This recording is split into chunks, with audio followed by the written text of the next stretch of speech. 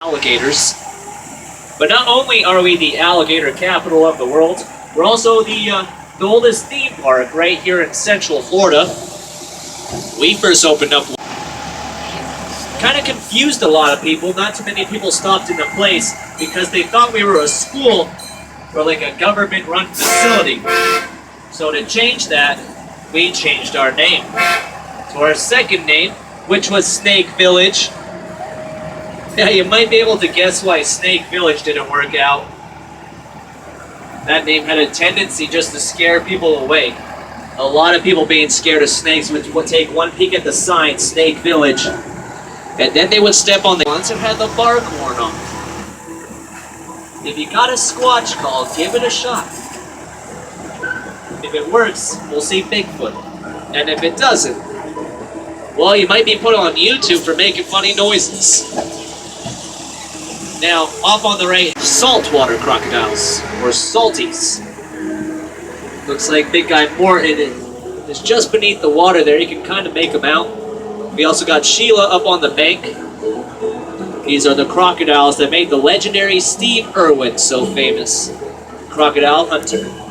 They do come from northern Australia and Southeast Asia, but they do live up to the saltwater name as well, often found in the wide open ocean.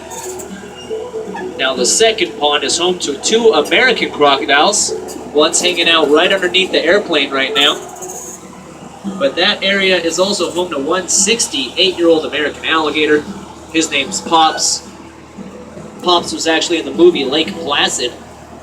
Wow. And we do also have those American crocodiles in the wild here in the state of Florida. Down towards the southern tip, along the Everglades and the Keys, you can find crocodiles. Now the third enclosure, 2 more saltwater crocodiles. We got Phoebe up on the bank, and her much larger boyfriend Dundee down in the water. Dundee is 14 feet long, the largest crocodile we have here at Gatorland. Then again, the largest saltwater crocodile was 23 feet, 3,000 pounds, so our boy Dundee can definitely still do some more growing yet. That crocodile's name was Lulong.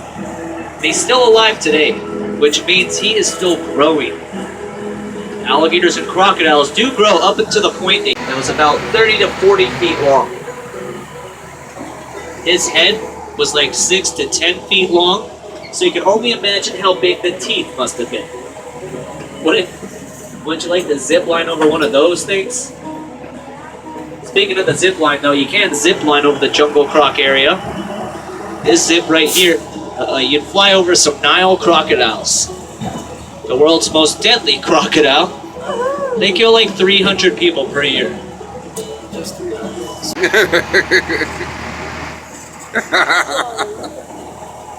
It'd be cool if they had a man that looked just like that in the last Deadly animal. And it's not the 2 miniature zebu cows over there on the right. Those are Mason and Dixon.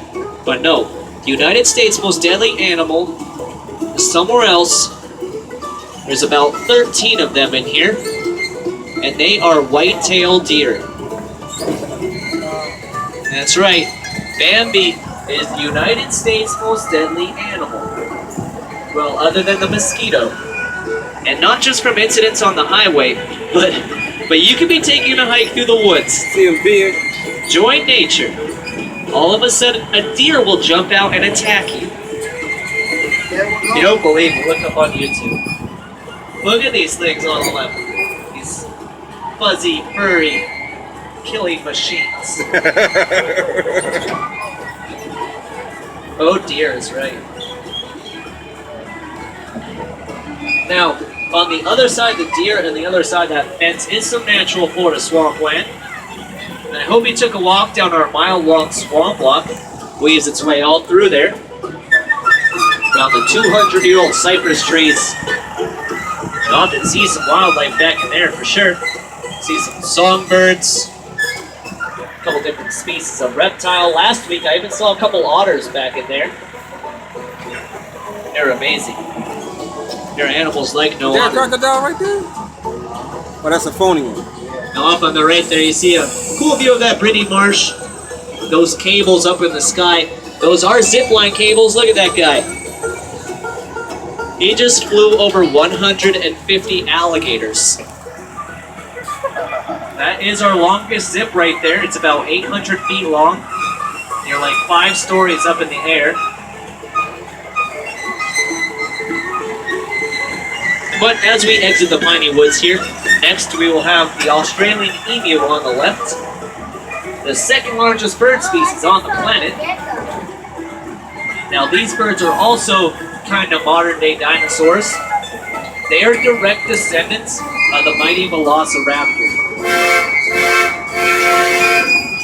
Now despite that those little wings mean that they are flightless, they are still pretty quick. Those emus can run about 30 miles per hour. They also have great stamina as well. What's up, man? That's Nick, our zipline guide. The number on the back of his helmet, that's how many people he's lost this week. 7.